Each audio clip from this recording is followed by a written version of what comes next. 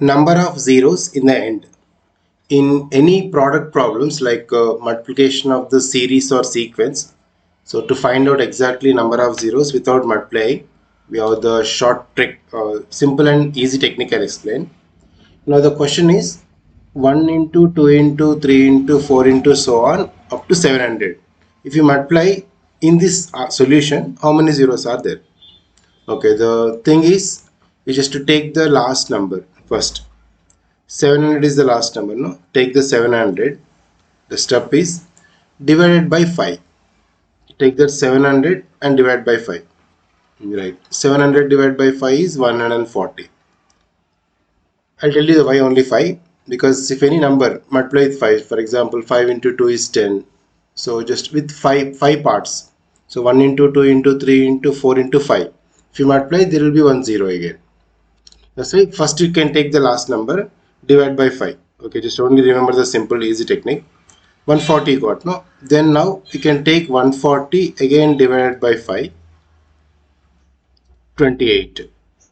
Next, take 28 and again divided by 5.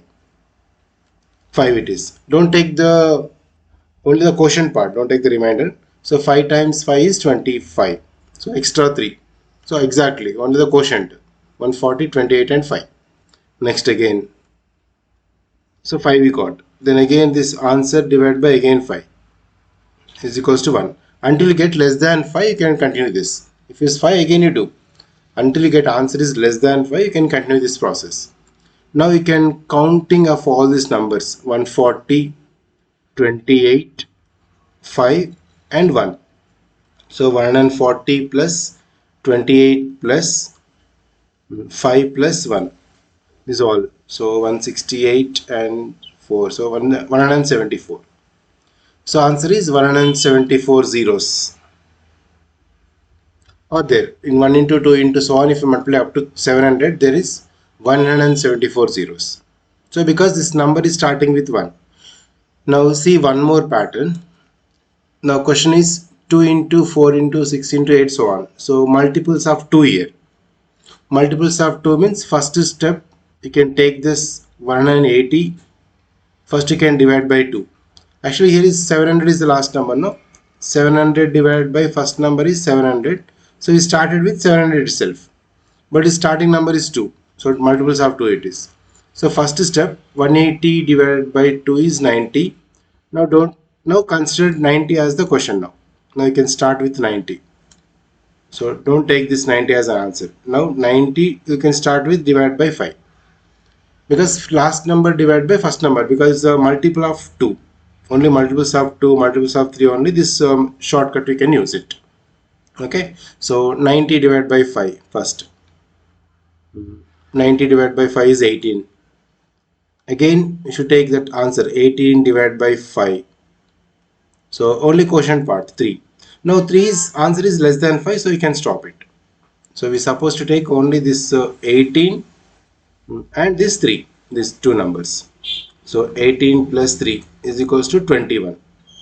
So there are 21 zeros in this. 1 into, okay, 2 into 4 into 6 into 8 so on. Up to 180 if you multiply, there are 21 zeros in this. Okay, this is a simple way. Let me show you another 2 examples, you'll get clear idea. Now for example, okay, 2 examples I'll show you.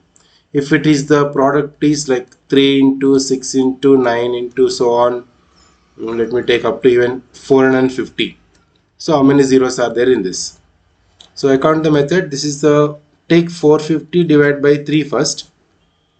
That is 150. Now it's supposed to take 150 as our number to divide by 5. Because this is multiples of 3. So first to divide by 3 first. Okay. Now 150 divided by 5. That is 30. Again 30 divided by 5. So it is 6. 6 is more than 5. Again 6 divided by 5. So 180 is quotient. So you're supposed to multiply, you're supposed to add only 30 plus 6 plus 1. So 37 zeros. Right. Again one more question. Like they're asking in examination point of view like factorial. How many zeros are there in 110 factorial? 110 factorial means 110 into 109 into 108 into so on up to 1. So from that number till 1 you should multiply. So in this how many zeros? So it's still 1 it is not, directly can take 110. So 110 divided by 5. So 22. Again 22 divided by 5. 4. So only quotient. 4 is less than 5. So we're supposed to take 22 plus 4. So 26 zeros is the answer. Okay.